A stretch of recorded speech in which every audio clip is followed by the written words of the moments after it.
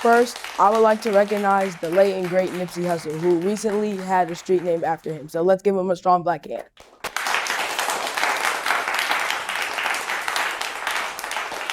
I would also like to thank Percell Keeling for coming today. So let's also give him a strong hand. And also in the sports world, NBA, as March continues, please continue to support your favorite teams as the playoffs approach. We have some great matchups tonight, Lakers and Heat being one of them, and also the Spurs and Suns play today. And also, in other news, LeBron had 40 yesterday, so that's good.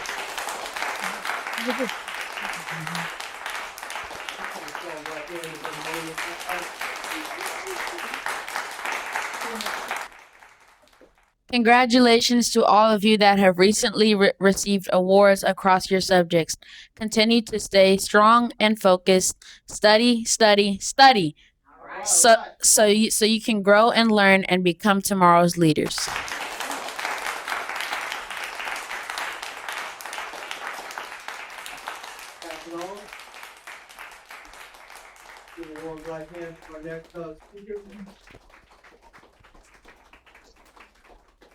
President Chance Bryant, give him a strong black hand. I would like to give a thank you to our 5th through 8th grade students for being present and ready to learn today. We would like to give a welcome to our brother, Percell Keeling, for being here today. So please, everyone, give a strong black hand for Brother Percell Keeling, the owner of Simply Wholesome.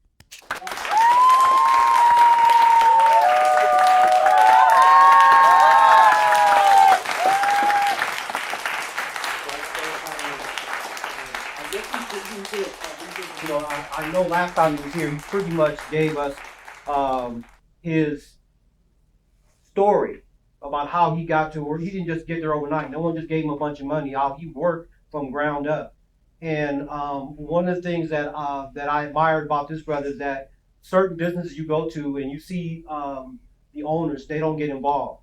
They don't get involved. They pretty much stand back. And the reason why I think I've been here so long, and also Simply Wholesome, they're 10 years, I've been here 12 years, because our sister Saunders is kind of the same way like Percell is. He wants to make sure things are going right at that establishment, you know. And when there's some deficiencies, like for instance, if somebody calling sick on the shakes, who's on the shake machine?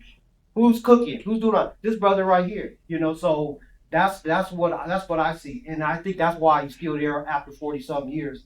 And I said it before, but when we talk about black business in our community, it's not just about saying, oh, they're black owned or whatever have you, but think about when you go in there and you see all the black people working there. Some of you may even work there one day, you know, and you see they look just like you.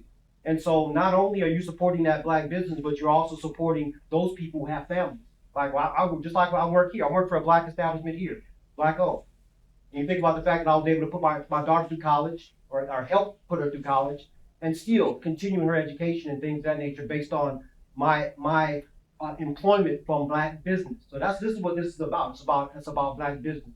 And so that's why I wanted the brother to come here. But I talked to Brother Percell earlier. He talked about the fact that I know some of you said you had some questions for him. So I really, really wanted more questions, more so than just him telling, because he actually gave us the serum of what he did to get where he's going. But some of you may want to be business owners in the future. You might want to go in, be an entrepreneur. Well, this is someone who is one. And so a business advisor, someone that can actually give us information. So I'll just open it up. And unless the brother, I don't want to, you want to say something real quick, but I want to open up because several people said that they did have some questions regarding it. Okay, All thank right. you. All right, brother. Thank you very much for inviting me here again to VD. I was here last year for the first time.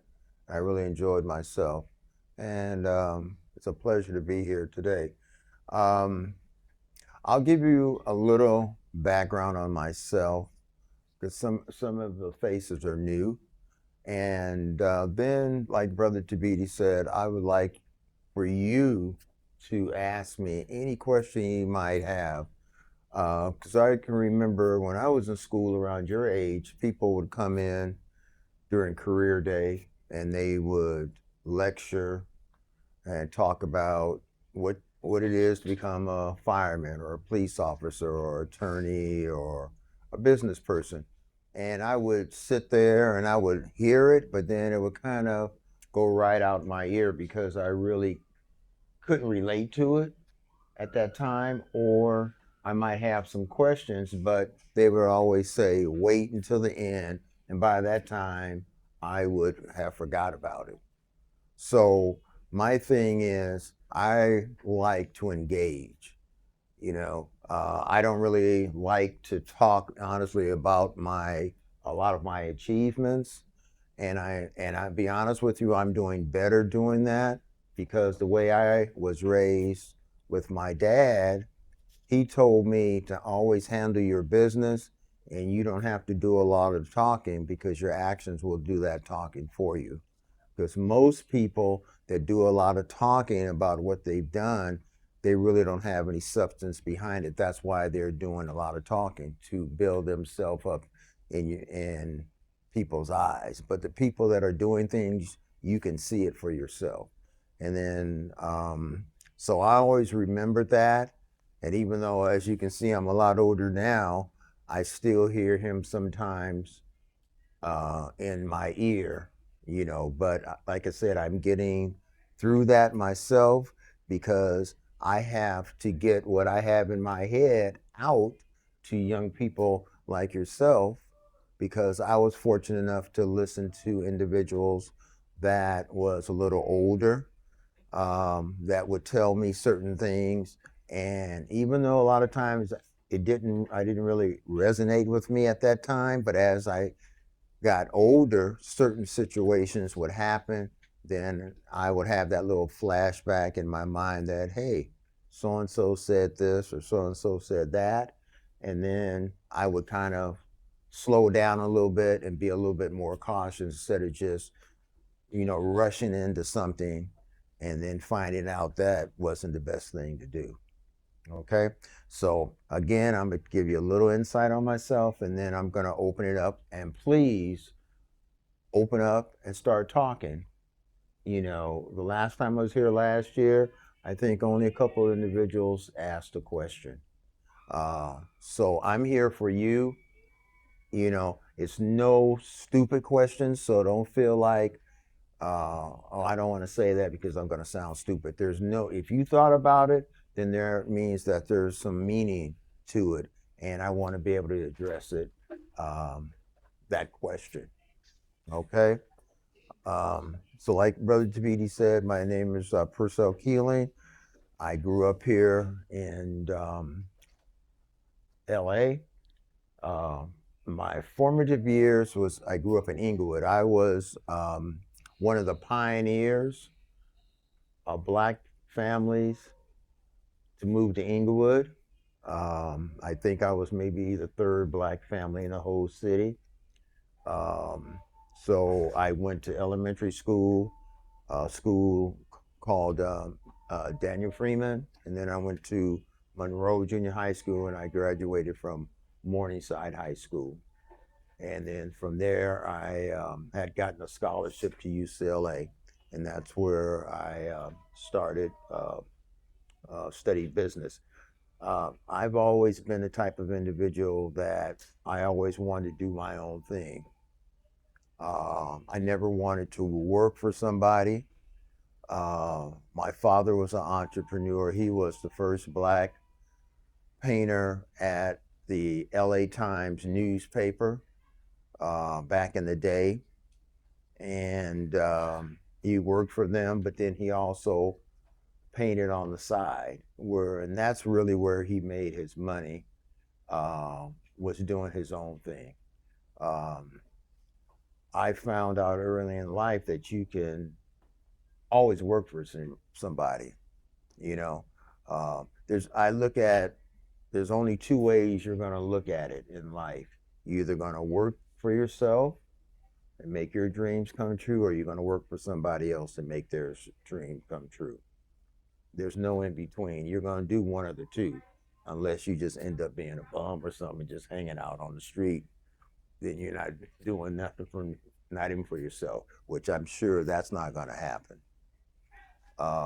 So my thing was, let me try to do something. Let me try to work for myself. And I did different little things, and certain things didn't work out, but I always learned something during that experience. I might not have realized it at the time, but again, as I got older and ran into certain situations, I would see where that experience a few years prior would help me move forward.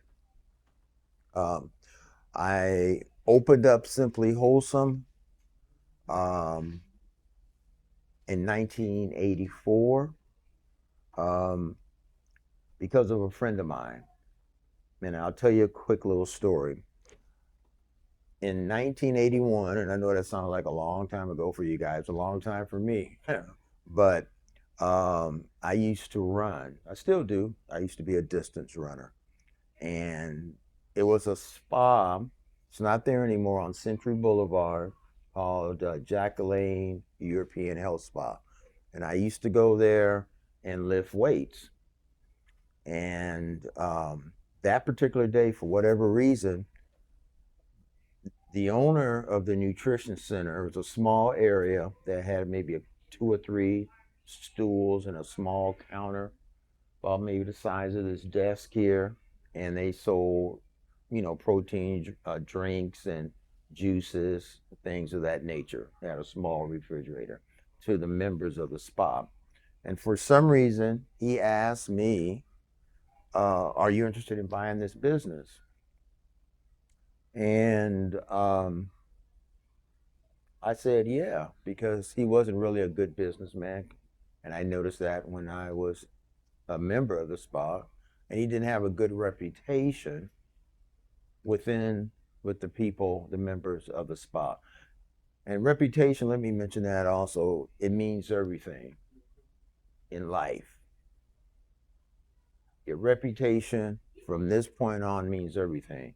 And the reason why I say that is because you guys are all friends right now. You all know each other because you see each other every day at school. But maybe next year, or it could be next week, as far as that's concerned, this sister right here, or this young brother right here, he might move. His parents might move him to another state or to another city. You don't see him anymore in life. You don't think about it right now, but you might not see him anymore. Well, maybe 20, 25 years from now, this young man is running a business, or he's working or someplace, and then this young man here puts in a job application at the same business, not knowing that this brother is is working there, and he's in charge of hiring. Well, when he puts that application in, puts his name down, this brother might review it, or somebody might come to him and say, "Hey, didn't you go to Marcus Garvey School?" Because when you put on a job app, you usually put down your past history, maybe where you went to school at. And he said, and he might say, "Yeah, I went there." He said, "You know a name of John Smith?" And his brother might say, "I remember John." Well, he's looking to work here. Whatever his reputation is, and his memory of this gentleman or young lady is right now, might make that decision. If he was a nice guy, he might say, "Oh yeah, I remember. I haven't seen him in years. What are you doing?" But if he wasn't a nice guy or wasn't a nice girl, and that last impression was negative, even though it was 20 years ago or 25 years ago, he might say, "You know what? No, he wasn't cool, or she wasn't cool." And this person could have changed, because people change from when they're young and when you get older, etc. Well, he might close the door on this gentleman, and he might not be able to have that job based on what he remembers of him or her. So knowing the right people and having contacts can open doors for you. It's not about money. All money does is give you options to do certain things, or buy a certain house, or live in a certain neighborhood, or buy a certain car, or buy a certain type of food. It doesn't make you happy, and it doesn't open doors for you. Contacts, knowing the right people. I know Brother TB, because of our relationship, he was able to invite me to come here. If I didn't have a good relationship with Brother TB, he's not going to want me to come and talk to you guys at all. He wants people that are positive, that's going to, put something in your ear. Now, whether you take it or not, that's on you, but that's what he wants. That's because we built a relationship. It's not about the money, because there's people that have money that can't go certain places. You would think, oh, this person is a millionaire or billionaire or whatever. No, because there's certain places where it's just, they don't care about the money. It's about the contacts to get through. So always remember that. If you don't remember anything else of what I tell you today, is that your relationship with people as you get older, treat people the way you want to be treated. You don't let somebody run over you or treat you bad. You make a stance. That's very important. But you got to treat people right. I remember I was 7 years old, and then I'm gonna move on. There was a young man that lived 3 doors away from me on my block, and he used to hit people just on GP. You might know somebody like that. You didn't do nothing. He just walked up and he just, boom, hit you. Well, he had everybody scared in the neighborhood, including me. We have to be playing baseball one day. I used to live on a dead end street, so we're playing baseball, and I struck out. I was on his team. He walked up to me, boom, fired on me. I started crying. I'm running home up the street, crying like a baby, And my father just happened to be sitting in his car with one of his friends, and he saw me running up the street to the house. And as an adult now, I'm sure he was embarrassed. I'm sure you guys would be embarrassed if you saw your son or getting hit by somebody and running home. So I ran home. I'm getting ready to run on the porch and run inside. My father jumped out the car. Told me, come here, boy. I turned around, walked towards my dad, and he said, go down and fight Ronnie. That was his name, Ronnie. And I'm like, no, Daddy, no, I'm not gonna fight Ronnie. Told me again. He said, go down there and fight Ronnie. I said, no, Daddy, I'm not gonna fight Ronnie. He said, all right, you don't want to fight Ronnie? Go in the house and wait on me. And I knew what that meant. I knew what that meant, because my father used to play mind games. And what he would do, in his closet, he had a rack with belts, different sizes, thin, thick, all kinds. And he'll tell me to go in there, pick one of them belts. So I'm standing there at 7, 8 years old, 6, trying to figure out the belt that he gonna whoop me with. I'll pick the belt out.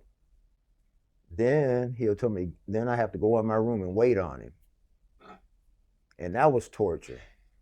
He'll go, every time I hear him moving and hear the floor cracking, he's going to the bathroom. He'll go get something to eat. He might go and watch TV, and I'm nervous as heck, waiting on him to come, because he's gonna come and light me up.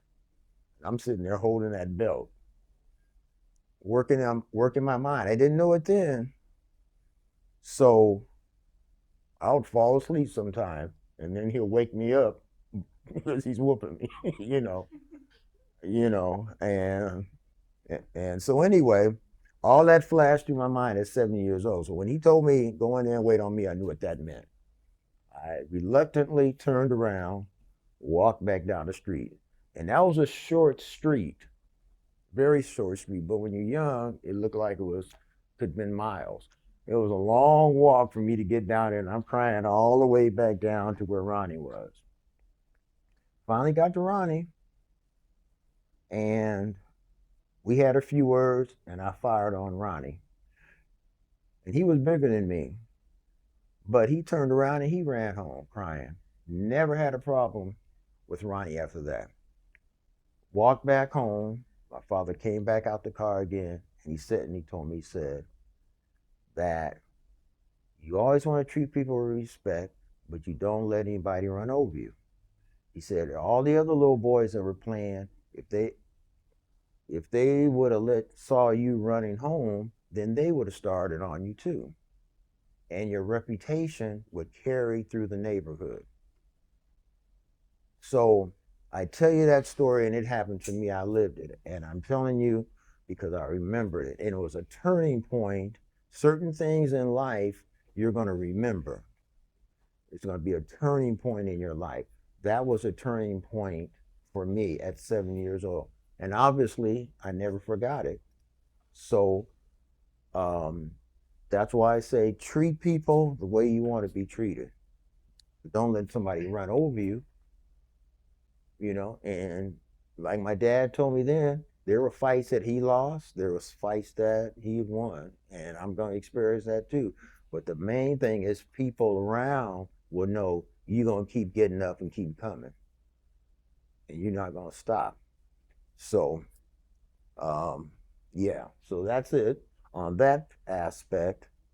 And getting back to what I'm saying real quick, I was working in the nutrition. I bought this nutrition center. I started working there, and one day I was with a friend of mine, and I told him, man, I lived here in the community. I said, somebody needs to open up a health-orientated place in the community because I'm getting tired of driving out and finding something halfway decent to eat. And my friend looked at me and he said, you know what your problem is, Percell? And I said, what? He said, you think too small. He says, you make just enough money to get by. And he says, why does it have to be somebody else? And I was like a lot of individuals, and maybe like some of you, that you see opportunities and you automatically think about somebody else doing it instead of looking within yourself. My friend saw my talent, just like you can look around the room and there's certain individuals that may be really good in math, are really good in writing, are really good in basketball, are really good a runner, but they don't see it, but you see it. And so he saw what I was doing and mentioned that to me, and the rest is history. I thought about it, and Simply Wholesome was born. And so, like Brother TBD, we've been around for over 40-something years now. And now my daughters are helping me run the business, and eventually they'll take it to the next level.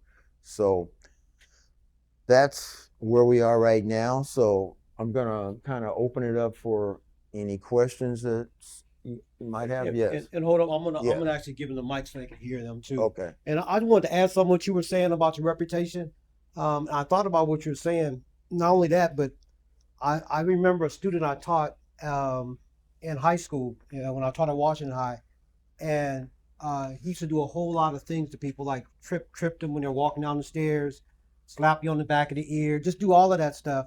And then I happened to go to a graduation, and I saw him running, and all these people were running after him. This was like years after I started working there, so it's like they remembered him, and that's something, your reputation is very important. And I don't know if he made it out alive or not, but the people, they were like a bunch of them running after him. But actually he did, because I saw him a little bit later, and he asked, did I know of anybody that was hiring because we're looking for a job? And I was saying, what would I recommend him for a job? And that goes back to what you're saying about your reputation. If you're somebody who's known to not be cool, you know, people are going to remember that. And so just remember how you conduct yourself even at this age. All right, so yeah, we're gonna pass this around so we can hear you. So, Brother Cameron, you had a question? What scholarship did you say you got? Like I mentioned, I used to run distance. I used to run the mile, 2 mile, 800, which is 2 laps around the track. And so I got a scholarship to UCLA for academics and track. At the time when I was running in high school, I was, not trying to brag, but I was the best in the nation. And I stood out because I was black. I wasn't from Africa per se. You know, my genes are obviously all of our originated, but you know, I was born here. I was 14, 15 years old. I kind of jumped on the scene at 14. And distance running wasn't things that African Americans at that time, and not so much now, did. Mostly the brothers would run the 100, the 200, the quarter, the hurdles, things of that nature. I was out there with the white boys and I was killing them. And they couldn't figure out how you know, because we're supposed to be lazy. We're shiftless, we're supposed to be lazy.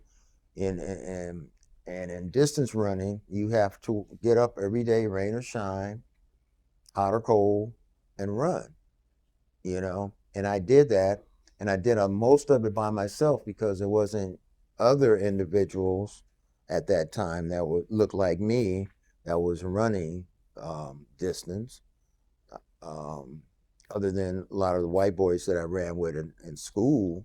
But outside of that, when I wasn't in school, I had to do my own thing. So it was kind of an oddity. It still kind of is now across the board.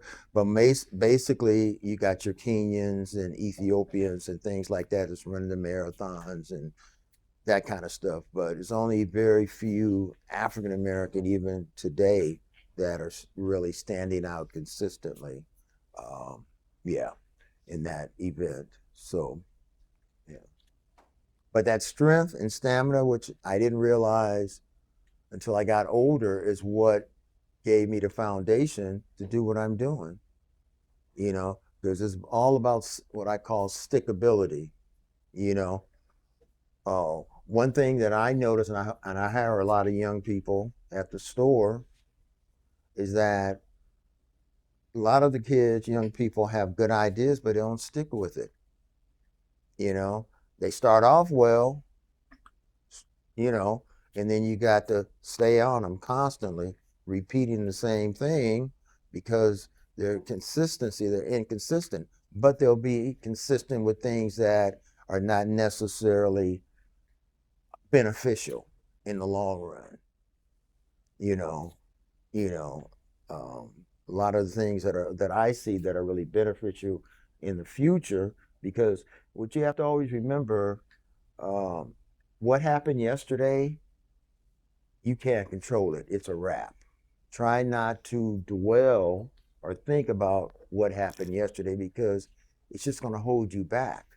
But the decision you make right now can have impacts on you for tomorrow, a week from now, years from now. You have that control in your grip right now. But what happened a week ago, 2 or 3 days ago, you can't change it. It's already done. You can learn from that experience, but your decision that you make today will benefit you tomorrow. So, yeah. Any other questions? Yes, sir. Put up the mic. Go past the mic when you have a question. Got you.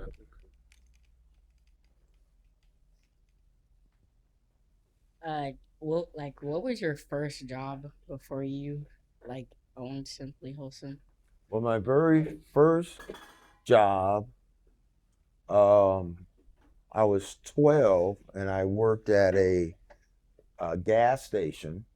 It was a friend of the family's had a gas station, and I would clean the windows, and put gas in the car. Back in the day when I was young, that's how they used to do what they call full service, where they don't do it like that now, but you'll pull up and they check your oil, they check your transmission fluid, they put the gas in, they check your tires, pressure, all that stuff. They don't do that now, but that's what I did. Was my first job, but I would say my first real job, because that was it was a job, but it wasn't real, you know. But my first real job, I was 18, freshman in college, and I worked at a liquor store on 62nd and Main Street on the east side. And I'll tell you experience about that. My first day working at that liquor store, we got robbed. And the person that came in put the gun on me. My very first day, I think I was working maybe 2 hours or something like that. And I was all excited. First real job, 18. I have a little pocket money. And gentleman walked in. And he had a long jacket. At that time, they called it a trench coat. It was a long black jacket, went to about here. And I'm excited. I run up, can I help you? He pulls out a gun and said, yeah.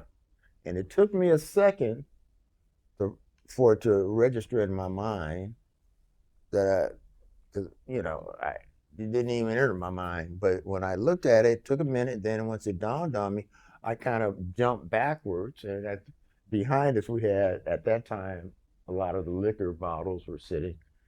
And I bumped into it, and a couple of them fell on the ground. So he's shaking like this. And he said to me, give me the money. Well, the cash registers at that time was old school. It's not electronic and stuff like they got now. So I had to push these keys, and I'm already first day, and I'm nervous, so I'm pushing these keys to open it, and he's standing there like this, give me the money, looking over at the door, seeing if somebody's gonna come in. I couldn't get the door open. So I'm panicking, and I'm sweating. Yeah, it is, but it's the truth. And I finally opened it up. So I'm giving him, I got a bag and I'm giving him money. And then he finally told me to stop because I was getting him dimes, nickels, pennies, everything. And he said, you can stop now. And I said, but you said give you everything, And so anyway, I gave him the money. He walked out. And that was my first job. People ask me, the few individuals over the years that I would tell that story to, I would have quit right then. Why did you didn't quit? And I said, no, I didn't quit because I needed the money. I needed to work, But that experience taught me a lot. I never experienced that since, but yeah, that was my first job. Yes, sir.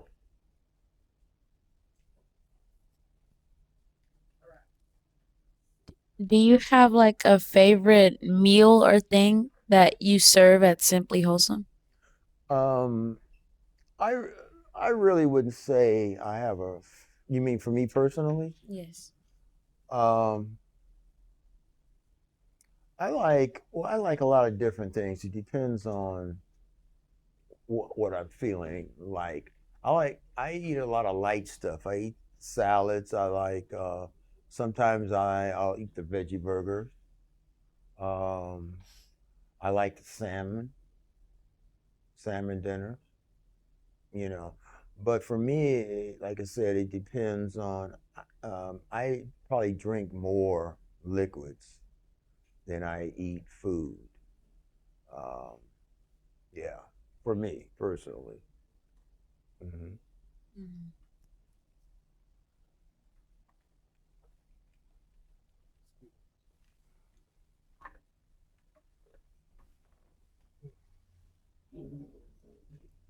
My question is, what got you off your feet to like get you to where you are right now?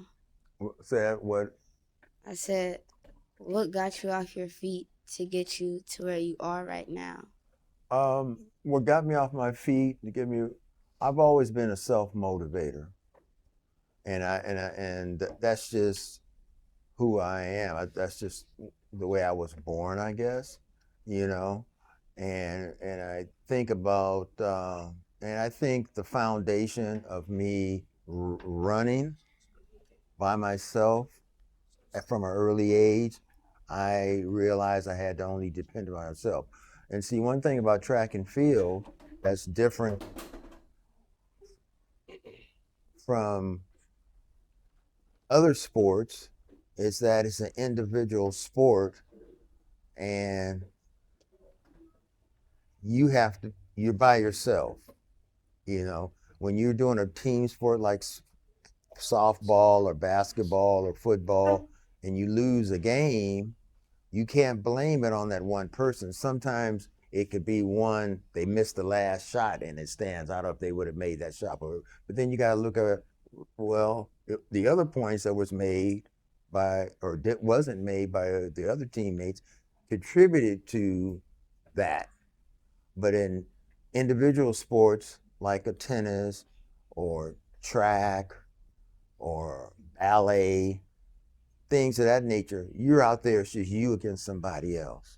So for me, I think that kept me motivated to, go through the pain of whatever it is and see it through the end.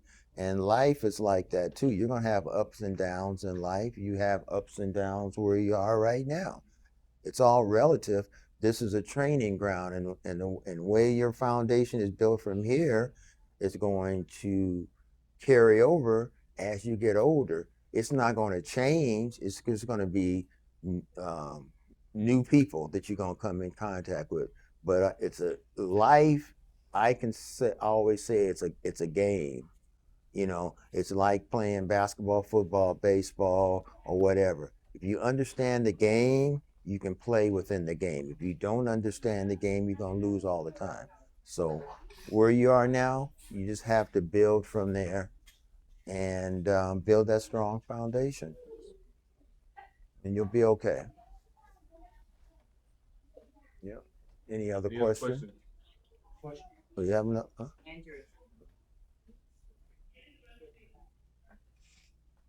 Somebody had a question. Got the mic. Who had a question? I didn't see the hand. That's it. I know somebody's got it. There's a whole room full of entrepreneurship. How many of you want to start a business in the future? Anybody in here? One of you a business owner? Some questions that you might want to ask, from a business owner that's been in it for a while. Anything that you may want to ask him? I got a question. Yes, sir. How do you come up with new ideas for your business to help it grow and develop? I listen to my customers. I listen to what's going on. I listen to my daughters because they're younger and their generation is different from my generation. And it's just like, if I knew some of you individual or one of you were my children, I'll listen to you too, because you guys are the ears to what's happening. What was happening for me, I'm already past that point. To keep growing, you have to keep evolving. You have to keep changing. You got to stay up with the times. And the only way you can do that is having an open ear to change. And so that's how I stay on top of what's going on. Every day there's new vitamins, there's new herbs, there's new whatever out there. So I have to always, like I said, be in contact with the changes, listen people, because people will tell you what you want, what they want. And I try to tailor what I carry in Simply Wholesome for my community. because what I have there might not work someplace else. Maybe some of the basic things will work, but it might not totally work in that another different area. So that's how I kind of try to keep things fresh. Yes, sir. You had a question? I have not so much a question, but I wanted to share something with you, Brother Percell, and you students as well. And I see where what Brother Percell is doing and has done with Simply Wholesome kind of runs parallel, as Brother Tabiti said, with what we've done here at Marcus Garvey School. And we've grown by reputation. We've never done a whole lot of advertising. At one point, we would use the radio, but we realized at one point we don't even have to advertise anymore because we focused on building a great reputation, and that's what brought in students year after year. And we even have students here now whose parents went here, and now they're here. So I'm always very, very proud of that. But one thing we used to do that I want us to bring back is it just is dawning on me now, because when the question was asked, how many of you want to become entrepreneurs? Nobody raised their hands. I don't think anybody raised a hand over here. What we used to do was have an entrepreneurial program here where the students had the opportunity to create their own products from scratch. It had to be from scratch, and it worked well. And they had to present a little business plan and all of that. And of course, their parents were their main investors. But in that business plan, they had to put how much return they would return. What kind of investment, whatever investment the parents made, they had to receive a certain amount in the way of returning on whatever the profit was. So maybe that's something you can help us get back, going here at Marcus Garvey School. And it was so much fun. So much fun. I mean, very competitive, and the students were supporting each other's businesses. So we would have the hallways lined. We used the deck out here. This at one point, which used to be our computer lab, this was a section as well. So maybe would that help kind of boost you all with an idea of what you might want to start? Even if you have your own profession where you're working for someone, you can still have your own little business on the side. And that could lead to bigger and better things and help you become more independent in the way of business. I just wanted to share that. No, that's very Yeah, true. absolutely. Because just piggybacking, you guys right now are old enough you're looking at TV, you're looking at the internet and stuff like that. What are they talking about mainly now? They're talking about AI, artificial intelligence across the board. They're having it right now in cars with the Waymos and stuff you're seeing, So what is that saying? They're taking people's jobs. Bottom line, you see it. Listen, they're telling you what the future is going to be like. So you are Black. We're always, unfortunately, on the bottom of the totem pole. American Blacks. Everybody's in here, I'm assuming a majority, are American Black. You can be Black from Africa, Nigeria, or the Caribbean, or Jamaica, or whatever. There's still a way white society looks at the pecking order. If you can speak another language, you're a step up higher than the American Black. Okay. It's not about so much color, it's the culture. If you can speak Spanish and you're Black or African and you got an accent, they're going to hire that person over you. You're both Black.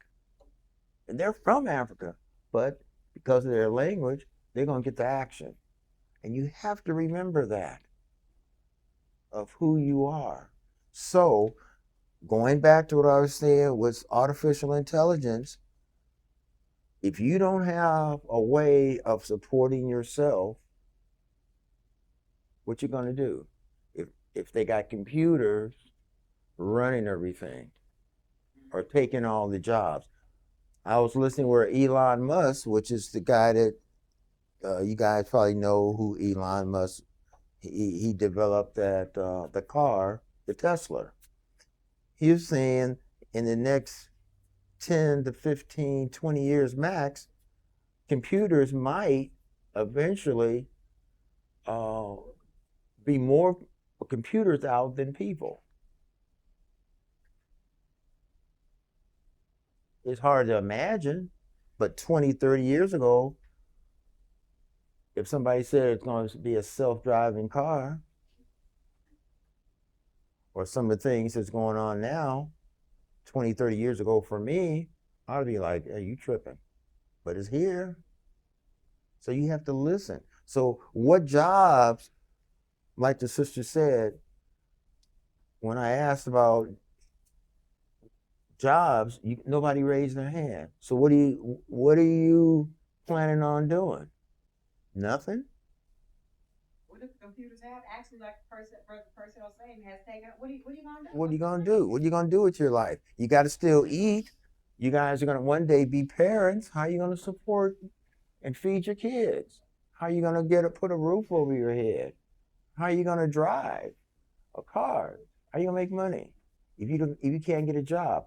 There are college students right now that spent 4 years studying to do something. It could be computers, it could be whatever.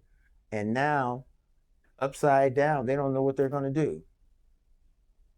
They don't know what they're going to do. And they spend 4 years wanting to be an engineer, wanting to be this and that. And now AI is taking over. You get your phones now, they're telling you, you don't even have to really write reports and stuff now. When I was in school, I'm sure you guys have to write reports and stuff. Now they got these chips on your cell phone. You just talk in, and AI will write tell you everything. And you can turn that in. Not here at Garvey, though. No, not here at Garvey. Not here at Garvey. I mean, don't get me wrong, it's not here. But I'm just saying, I'm giving that as an example what's going on. They're dumbing down society. So you don't have to think. You don't have to use this. When I was your age, you had to be creative. You had to make your own toys and stuff like that, to play with a lot of times. You don't have to do that now. So I see it with some of my young people that has come through Simply Wholesome that are there now. They can't live without that cell phone. They don't have to think. All they have to do is know what to say, and it gives them all the answers. You got to use this. This is the best computer. And you have to start thinking now. You can't wait till after the fact, because believe me, one day, what I'm telling you right now, it could be 20 years from now, and you might think about it, say, dang, or drive past Simply Wholesome and remember, that brother, I remember the original owner there. He came to Marcus Garvey and he said, I need to get my stuff together. I think about what I can do for myself. You can always get a job. That's when I went into business, because I had went to school and I was educated, Black person, I was educated. I said, why not take the chance? Because I was single. I didn't have any children. It was just me. Let me try it. 2, 3, 4 years, see what happens. Because if it doesn't work out, I can always get a job and work a 9 to 5. But what happens if it does work out? And for me, I've had my hits. It wasn't no easy cakewalk. It still isn't. But at least I'm doing it for myself. And that's what you have to think about. And I'll give you one experience. Brother Tabiti can tell you, I used to be across the street in a smaller building when I first opened up. I worked 7 days a week, open and close, and I did pretty much everything. It's me and my wife at the time. My girls were young, maybe 6, 7 months old and a year and a half, younger than you guys. Well, it was time for me to renew my lease. Okay? I went next door. My landlords were Korean people that had the cleaners next door to me. Went in there to renew my lease. The owner raised my rent 50%. 50%. And I had at that time what I consider the American dream. And what that was, I had the house, the dog, the cat, the birds, all that fish, all that stuff. Okay? And I remember telling her 50%, that's ridiculous. I said, I work 7 days a week, I pay your rent on time. I went in and gutted out your building and put it together. And on top of that, I saved that my building and her building because we had, at that time, you guys were probably not born or real young, we had the uprising here. And Brother Tavidi, he remembers, sister, we had the uprising when they were burning up the city. Rodney King. 92. Rodney King, I'm sure you guys at least heard about Rodney King. I stood where I lived and just watched the city on fire. It was on fire. On fire. Nothing but fire all around. Yep. So I told her that, and that woman looked at me, didn't blink, did not blink, told me to pay her leave. Just like that. And it's like she took a knife out and stabbed me in the heart. And I thought, on a subconscious basis, I'd be there forever.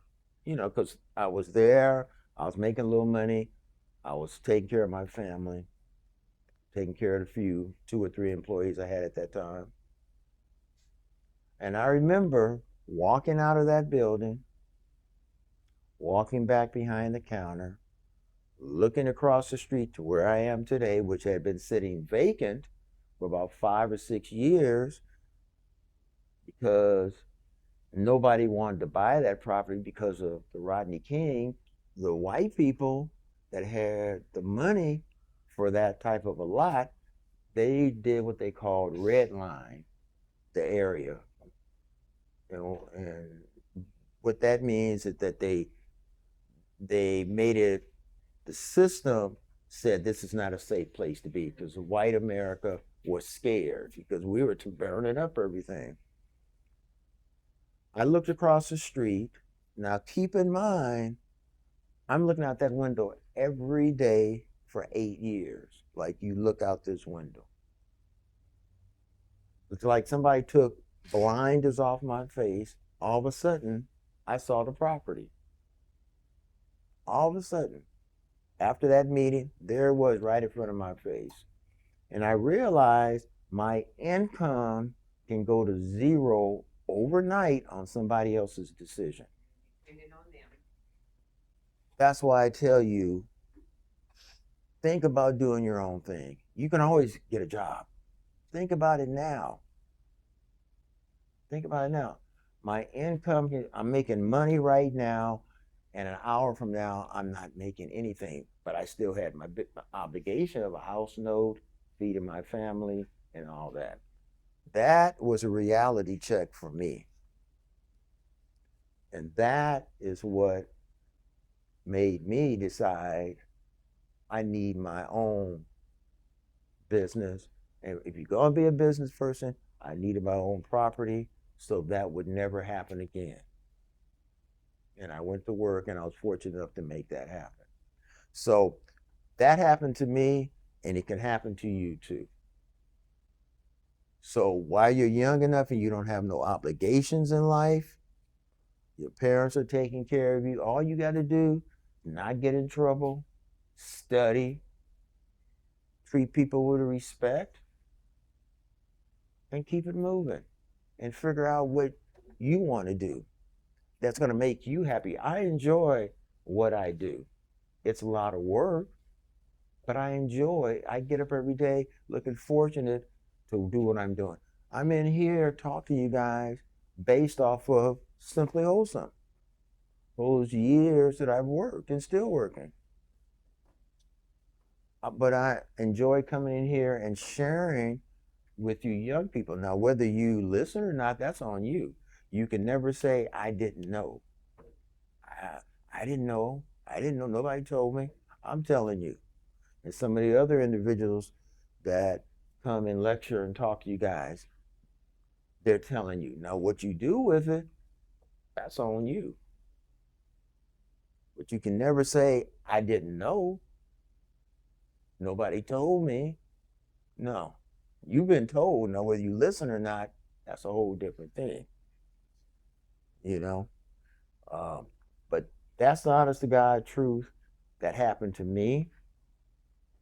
And I was fortunate enough to, hang in there because I believed in myself and I made it happen. It wasn't easy, but I made it.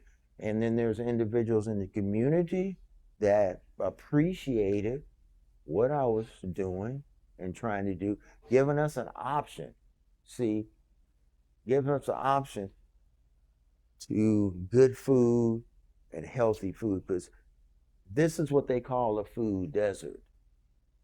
You go further west, you don't see all the Jack in the Boxes and the Louisiana chickens and this and that. You don't see those on every other corner. You might see them periodically, a Colonel Sanders or a Jack in the Box or a Monster or liquor stores. You'll see them a few here and there, and then most of the time small. You can barely see them say liquor. But in our community, they're all over the place. And when you look at the food, when you go to a Jack in the Box or something like that, Burger King or something, and they're got, 2 meals for $5, or some taco place or something where you can get about 5 tacos for $5 and you get a drink and fries or something. You think you're getting a deal, but you got to think about that $5 is paying the employees, is paying the insurance, is helping to pay the rent, and a percentage of it is going to the owner's pocket. So how much real food are you eating for that $5 or $10 and you're getting 4 meals or something? You have to think about that. You are what you eat.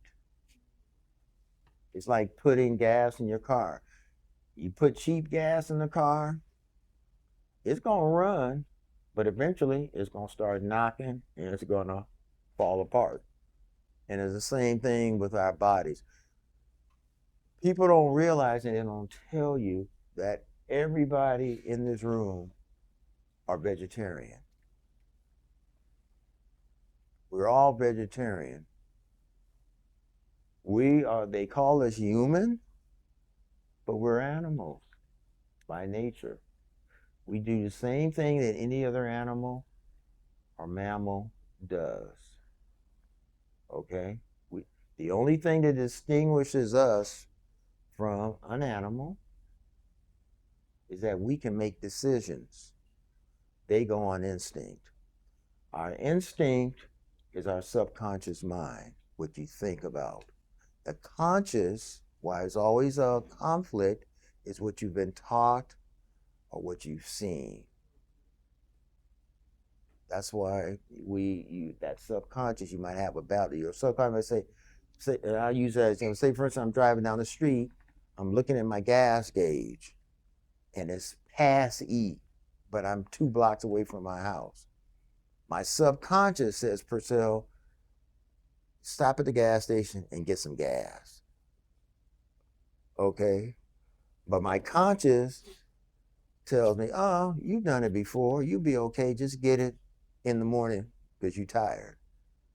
So I listen to my conscious, and then halfway, I pass the gas station, I'm almost home, and I run out of gas. Now I'm mad at myself because I should have listened to my subconscious. All you guys have experienced that in some form or fashion, I know. I should have did this, but now I'll do it later. and then you get caught up. What's the strongest mammals in the ocean? Your sharks, your whales, things like that. Your strongest animals on land, your lions, your tigers, all those individuals like that. And you can think about it. What do they eat? They're vegetarian. All of them. They don't eat meat. You would hear about lions or sharks traveling miles to find food. They're passing fish all the time. The lions and stuff, they're passing meat all the time, other animals. But their instinct will tell them that maybe they'll eat a deer, a monkey, something like that.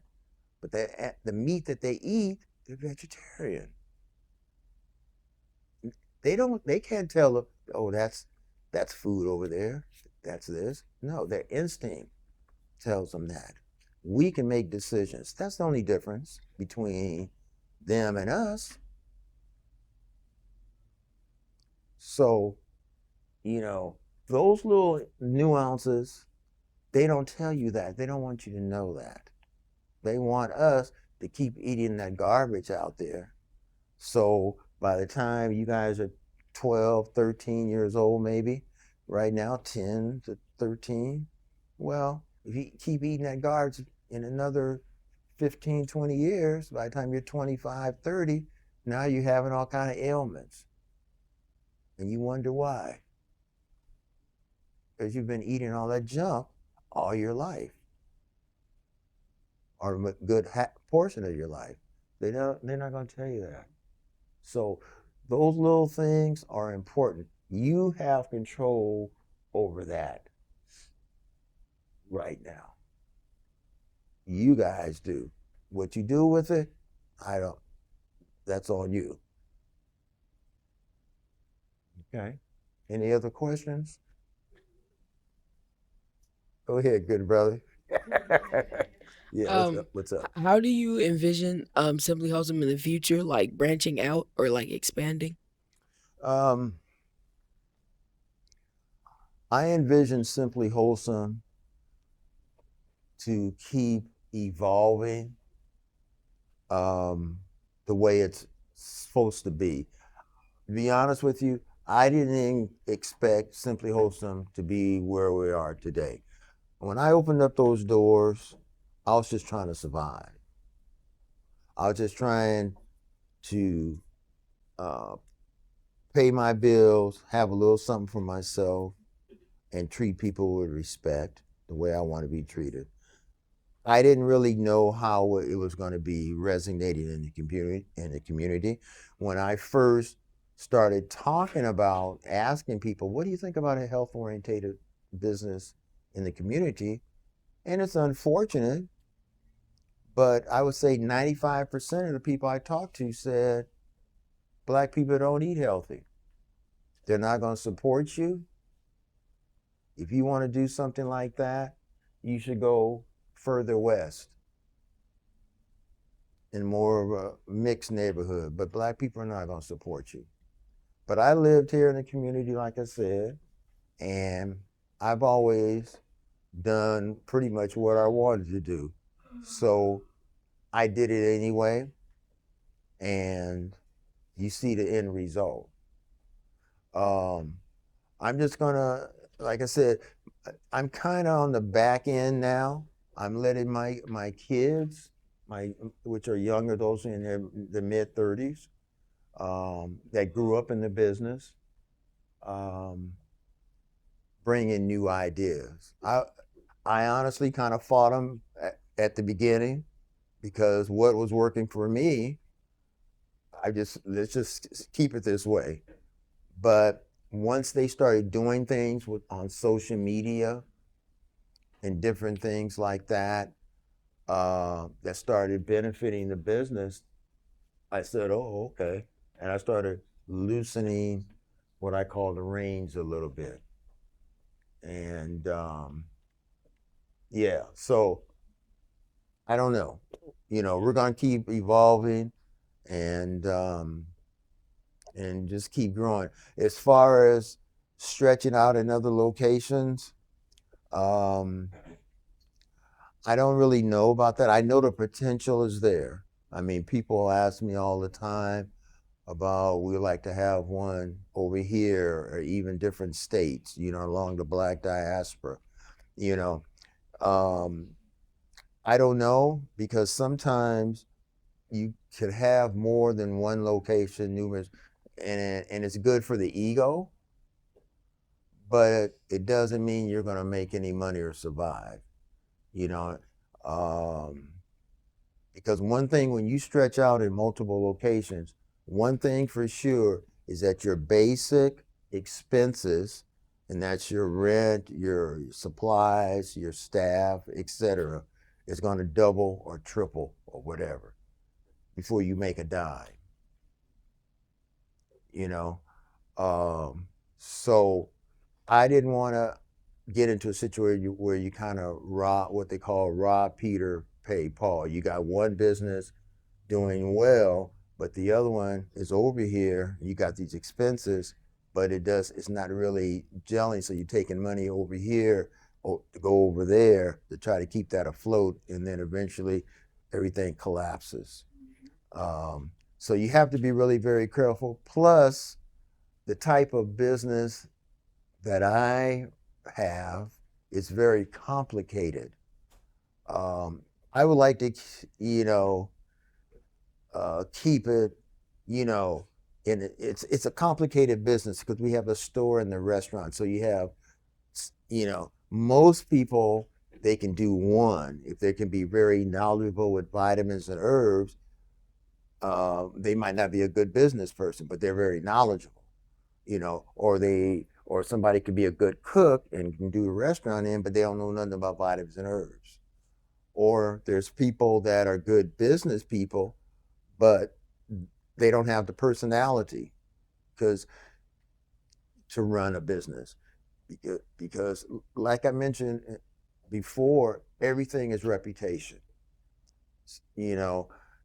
I feel that if I didn't treat people and people didn't like me, they wouldn't patronize me because people have choices. People have choices. Simply Wholesome has healthy food, but you're not going to die if you don't stop there. You don't have to stop and get a protein drink at Simply Wholesome. You might want to, but you can go down to 7-Eleven and get a drink. It might not be as healthy, but you're going to live. So it's the reputation, like Marcus Garvey. It's the reputation. People that come here, they want to bring, your parents wanted you to be here. They had other choices. They could have went any place, but they want you to be here because they see the benefit of you being here. And if it wasn't for the reputation that Dr. Anya has built over the years, unfortunately he's not here, but his reputation is still there. That's why the school is still here. That's why the sister mentioned that some of your parents were students. When you guys get older, 20, 30 years from now, and you have children, I'm sure some of you is going to bring your kids here because of the benefits that you've learned here. And hopefully the school will still be standing. So it's the same thing with Simply Wholesome. I try to instill that in my girls because I'm not going to be here forever. I want to, but I'm not. Yeah. So, you treat people with respect, and I try to introduce my girls to everybody that I know. So if something happens with me, then they're going to look out for them, and they're going to already know who they can call for this or who they're going to call for that, that's going to have their back. They're just not in the middle of the ocean on a boat by themselves. So reputation, and consistency, I cannot emphasize that more. And that's all up to you. Everybody in this room, you have that in your grasp. Your reputation, reputation, and being consistent. Because like I mentioned earlier, the main thing that I see right now with some of the individuals that are a little bit older than you, maybe some of your older brothers or sisters or cousins, is inconsistency. You got to stick with something and be consistent in what you're doing. All right. Thank you, brother. Give the brother a strong round of applause.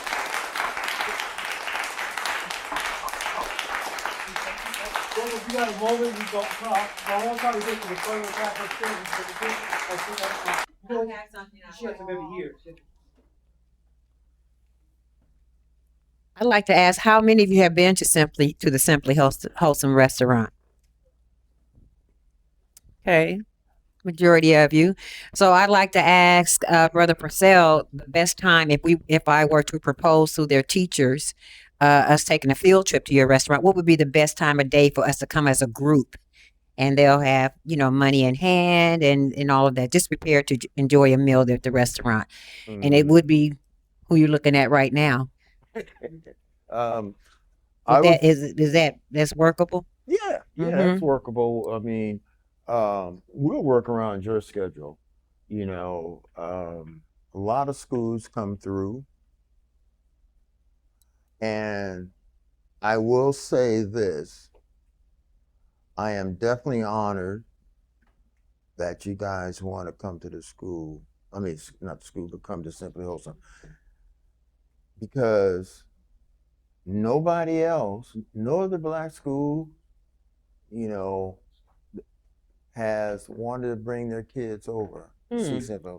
But we have white schools, Harvard, Westlake, Marlboro, this is a private girls' school, was there last week, Santa Monica. They'll come through, and it might be one, maybe two African American in that group.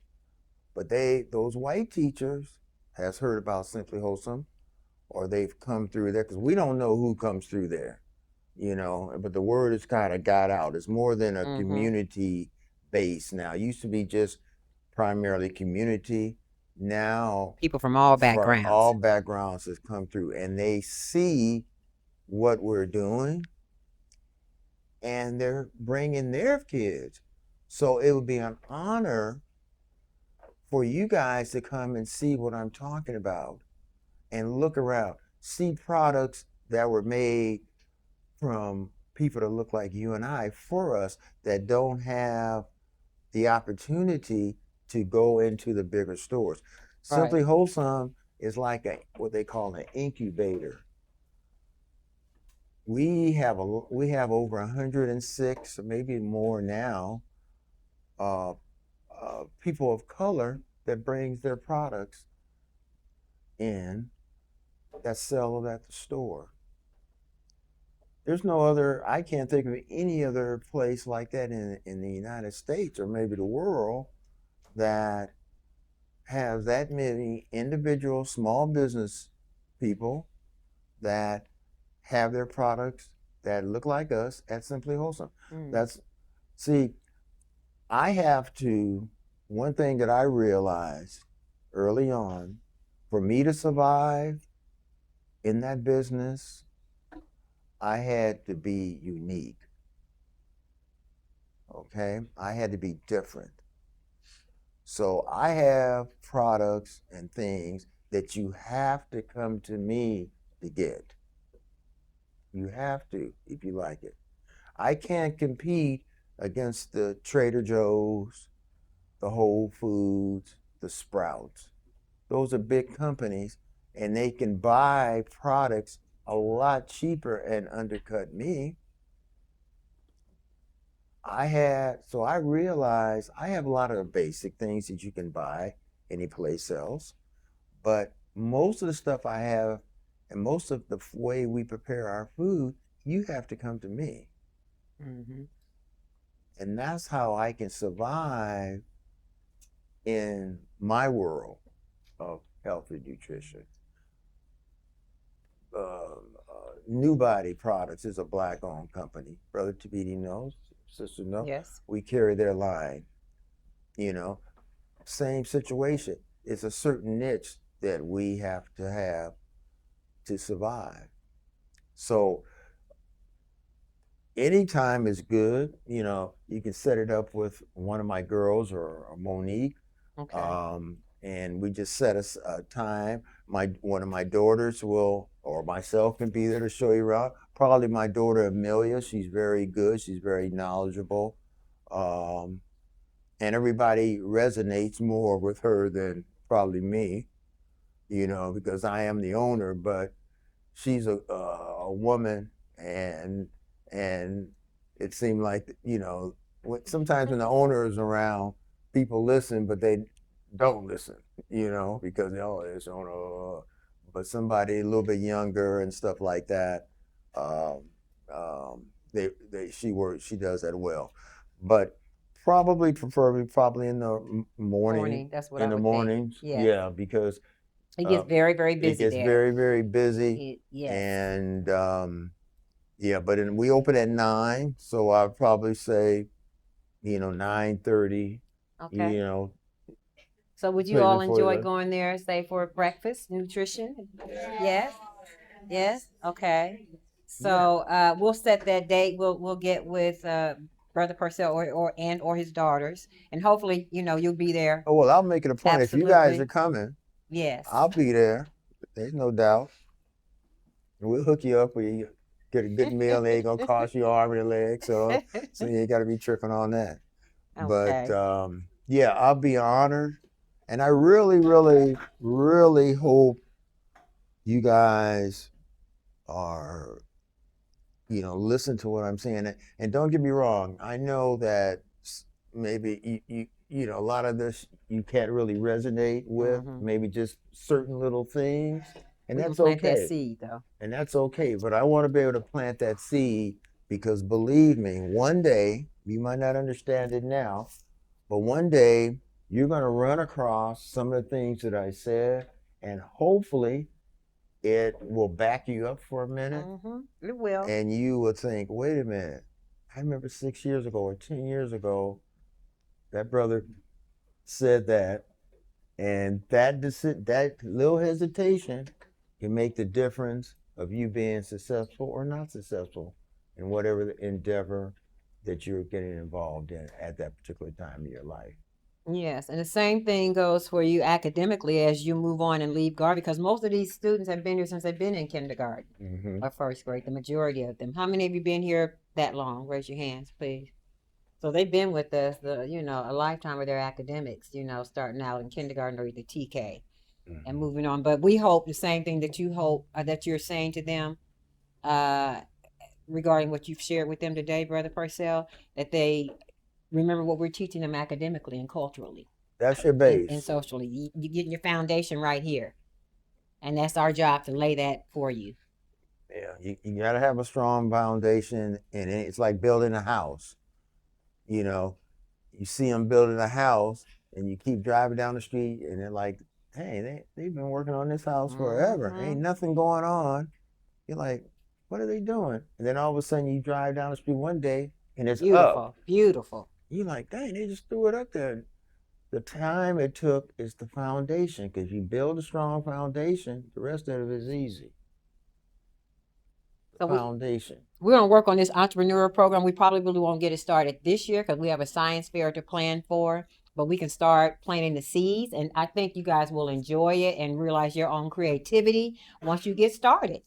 It's not a difficult thing to do, and then who knows where it will take you in life. Well, you got to open it at Simply Wholesome. You come up with a good idea, and you making some type of clothes or beads. They have everything in or there. whatever. We got a little bit of everything. Jewelry, so maybe clothes. Yeah. So maybe when you guys come and visit, you can look around and say, oh, you might be doing some things right now that you enjoy sewing or whatever it may be, and you could possibly get into Simply Wholesome, and people like it. If you like it, other people like it.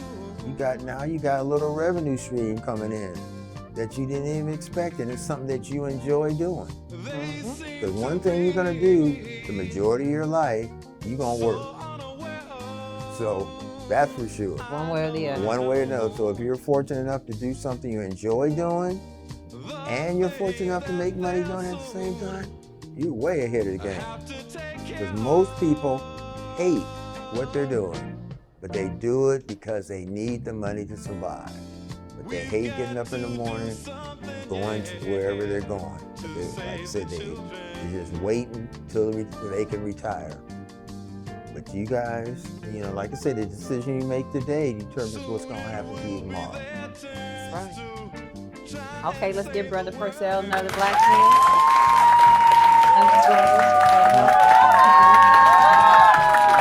Right now they seem to play such a small part of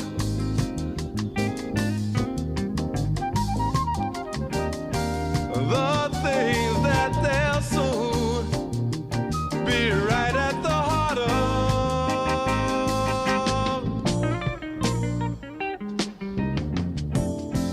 My little Tommy, he said,